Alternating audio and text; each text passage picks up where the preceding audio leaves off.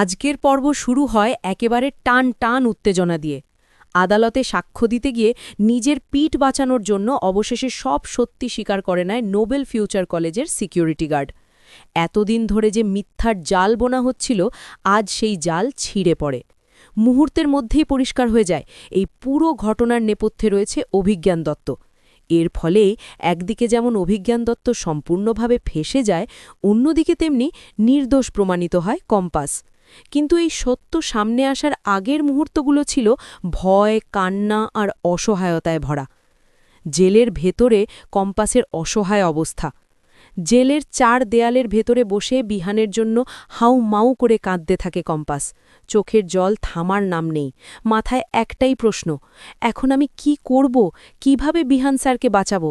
কিভাবে নিজেকে নির্দোষ প্রমাণ করব? চুল এলোমেলো, চোখ লাল, শরীর কাঁপছে।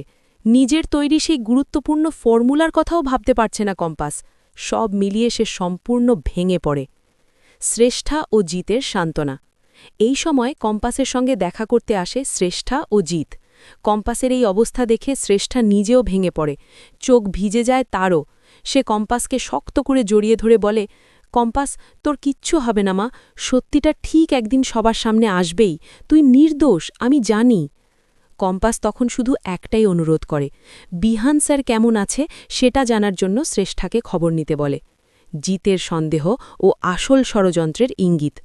শ্রেষ্ঠা চলে যাওয়ার পর জিত কম্পাসের সঙ্গে একান্তে কথা বলে। জিত স্পষ্টভাবে বলে, আমার মনে হয় এই সব কিছুর পেছনে অভিজ্ঞান দত্ত আর অখিলেশ চৌধুরীর হাত আছে। তুই যাতে ফর্মুলাটা ওদের না দিস, সেটাই ওদের আসল ভয়।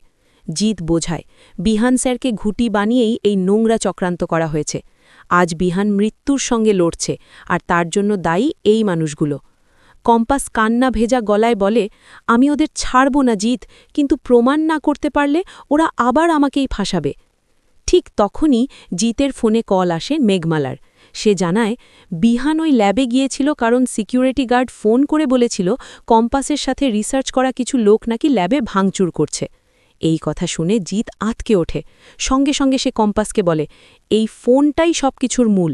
সিকিউরিটি গার্ডই বিহান স্যারকে মিথ্যে বলে ডেকেছিল। জিতকে কলেজে যেতে বলে কম্পাস। জিত প্রতিজ্ঞা করে, ভয় পাস না কম্পাস, আমি আছি তোর পাশে। জিত কলেজে পৌঁছে দেখে অভিজ্ঞান দত্ত নিজেই সেখানে এসে গার্ডকে হুমকি দিচ্ছে, সত্যিটা যদি বাইরে আসে তোকে এখানেই শেষ করে দেব। জিত আড়াল থেকে সব শুনে ফেলে। তখনই পরিষ্কার হয়ে যায় সব কিছু অভিজ্ঞান দত্তের প্ল্যান। জিত সামনে এসে গার্ডকে চেপে ধরে। ভয়ে ভেঙে পড়ে গার্ড, হাত জোর করে বলে, আমি গরিব মানুষ স্যার, 2টো টাকার জন্য শুধু একটা ফোন করেছিলাম, বুঝিনি বিহান স্যারের এমন অবস্থা হবে। জিত তখন স্পষ্ট জানিয়ে দেয়, কাল আদালতে গিয়ে সব সত্যি বলতে হবে। আদালতে নাটকীয় মোড়। পরদিন আদালতে কেস ওঠে। একের পর এক অভিযোগ আনা হয় কম্পাসের বিরুদ্ধে। সবাই অবাক হয়ে যায় যখন অভিজ্ঞান দত্ত নিজেই সিকিউরিটি গার্ডকে সাক্ষী হিসাবে ডাকে।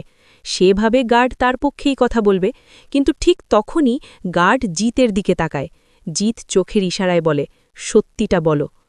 ভয়ে, অনুতাপে আর নিজের প্রাণ বাঁচাতে গার্ড বলে ওঠে, মহামান্য আদালত, সবটাই অভিজ্ঞান দত্ত আমাকে দিয়ে করিয়েছে। বিহান স্যারকে মিথ্যে ফোন করে ডাকার কথাও উনিই বলেছিলেন। অভিজ্ঞান দত্তের মুখোশ খুলে গেল। আদালত জুড়ে নেমে আসে স্তব্ধতা। অভিজ্ঞান দত্ত পুরোপুরি ফেঁসে যায়। কম্পাস নির্দোষ প্রমাণিত হয়।